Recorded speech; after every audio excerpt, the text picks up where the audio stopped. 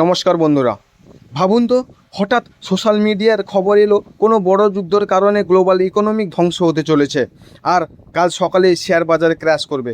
আপনি আতঙ্কে আপনার সব শেয়ারে লসে বিক্রি করে দিলেন, কিন্তু পরদিন সকালে উঠে দেখলেন বাজার ক্র্যাশ তো দূর, উল্টো রকেটের মতো উপরে চলে গেছে। কেমন লাগবে তখন? এই ভুলটা শুধু আপনি নন, শেয়ার বাজারের 90% নতুন রিটেল ইনভেস্টাররা বছরের পর বছর ধরে করে আসছেন। আজকে আমরা লাইভ প্রমাণ সহ শিখব কীভাবে খবরের পেছনে আসল সত্য যাচাই করতে হয় এবং আইটি সেক্টরের লিডার কোম্পানিগুলোর একটি ছোট্ট খবর কীভাবে পুরো মার্কেটের ভাগ্য বদলে দেয়। শেয়ার বাজারে টিকে থাকার প্রথম নিয়ম হলো সস্তা গুজব এড়িয়ে চলা এবং আসল ডেটা ট্র্যাক করা। যেমন ধরুন, যখন মধ্যপ্রাচ্যে বা লোহিত সাগরে কোনো উত্তেজনা তৈরি হয়, চারদিকে খবর উঠে যায় যে হরমুজ প্রণালী বন্ধ হয়ে গেছে, কিন্তু একজন বুদ্ধিমান ইনভেস্টর হিসেবে আপনি কিভাবে বুঝবেন খবরটা সত্যি নাকি মিথ্যা? খুব সহজ, আপনি সরাসরি 3টি জিনিস চেক করবেন।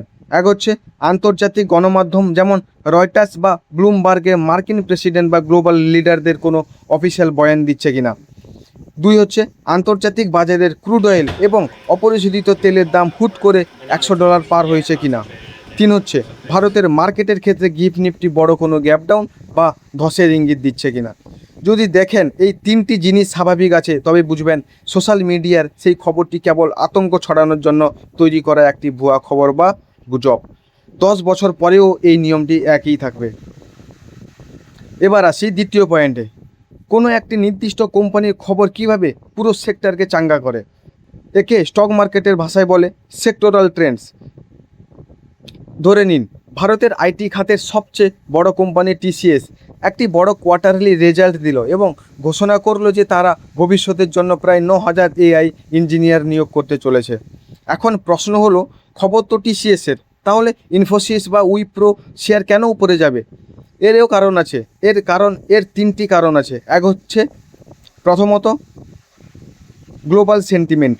বড় কোম্পানি যখন ভালো পারফর্ম করে তখন বিদেশি ইনভেস্টাররা পুরো দেশের ওই সেক্টরের উপর ভরসা বেড়ে যায়। 2 নম্বর পিয়ার প্রেশার বা প্রতিযোগিতা।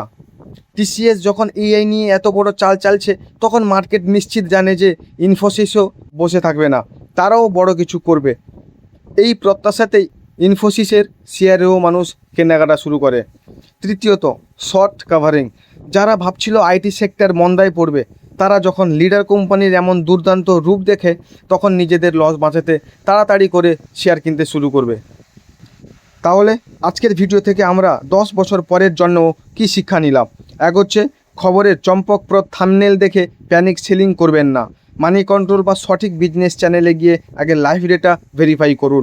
2 হচ্ছে কোনো সেক্টরের লিডার কোম্পানি যদি ভবিষ্যতে প্রযুক্তি নিয়ে কথা বলে বা বড় কিছু ঘোষণা করে, তবে সেই সেক্টরের অন্য ভালো ফান্ডামেন্টাল কোম্পানিগুলোর ওপর নজর রাখুন, কারণ লিডারের পেছনে পেছনে বাকিরাও দৌড়বে।